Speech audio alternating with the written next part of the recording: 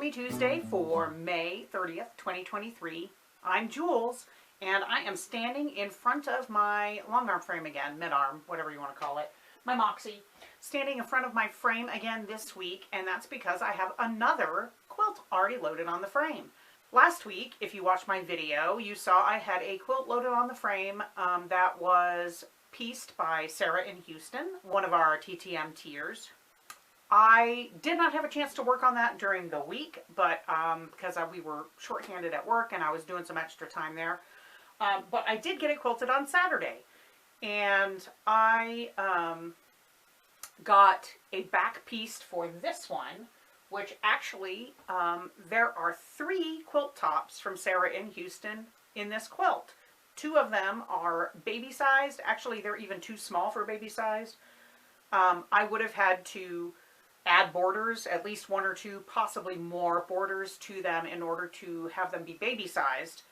And they were also jelly roll strip quilt tops, just like the one that's on the front, different fabrics. So I decided to make them part of the back. Since I have no idea how long it's going to be before we can turn in smaller quilts, I figured why not use up as much of this as I can. So I hope that's okay with you, Sarah, but I didn't think you would mind. They're all still going to Project Linus. And in this case, it's going to make almost a double-sided quilt, so that's going to be fun. On the back, there are 2 small jelly roll quilt tops. One of them is this shibori dye strip top. And the other one was some florals and prints in various colors, green, pink, bunch of stuff.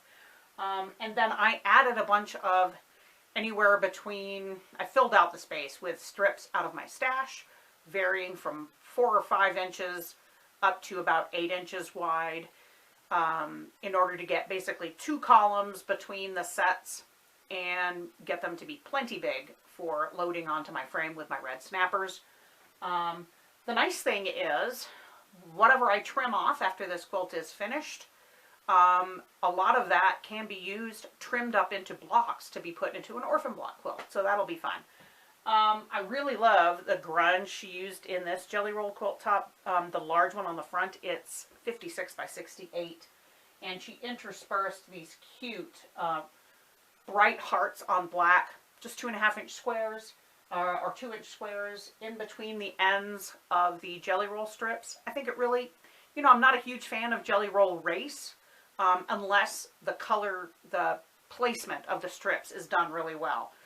You did fantastic, Sarah, and it even made it better by putting those squares in there. It just really makes them pop. So it's really fun, and some older kid, hopefully probably teen size, maybe 8th or 9th grade is going to get this, and they're going to love it. So that's what I've been doing. Because of the little motifs of the hearts, like chains of hearts here, I decided to go on this quilt with a loopy meander, which is kind of my go-to. Because the back is so very pieced, I'm going at a smaller scale. Not micro stippling by any means, but I am really making sure to quilt fairly close together, doing loopy meanders, and I'm interspersing some hearts. And I will take a photo and insert that at the end so you can see what that looks like. Other than that, I did finish the quilt that I had on the frame last week. Well, I quilted it. It still needs to be trimmed. And my goal right now is to get through, I want to crank through as many of the tops that I have waiting to be donated as I can. And I'm going to do the same thing I did with this one. If it's too small, but it's not like baby or nursery theme fabrics, then I'm probably going to use those smaller ones somehow in the backs. I've had fun doing that, and it will get through these tops that much faster.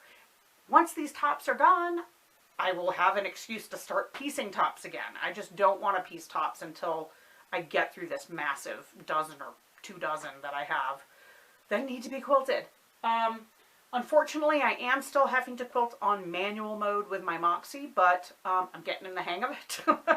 And my stitching's looking okay. once I get through as many of these as I can, I'm going to be making an appointment to get Moxie in for service. Hopefully the dealer can take care of the stitch regulator problems I've been having. And if not, he can get with HandiQuilter and see if there's something they need to trade out. Maybe I need to get my regulators replaced. Who knows? It's still under warranty, thankfully, so I really need to make sure I get it serviced while I still have a couple of years left on the shortest part of the warranty. This is sitting here because this is the first time I've ever run out. I was quilting this morning, and I thought my thread had broken. It didn't break. It ran out off the cone. That's the first time I've ever had that happen. I didn't think I was anywhere near that close, but I was quilting with white thread, and the core is white, so not as easy to tell. I hope everyone is having time to be crafty. I know of one person in particular that is not. Is our own Miss Jennifer O, who is currently en route to close on her new house. How exciting is that?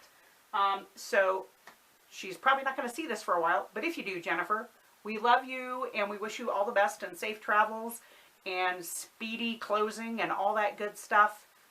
I hope everything makes it in the pod unscathed, and I hope you have a blast spreading out in your new place. I look forward to watching all your videos.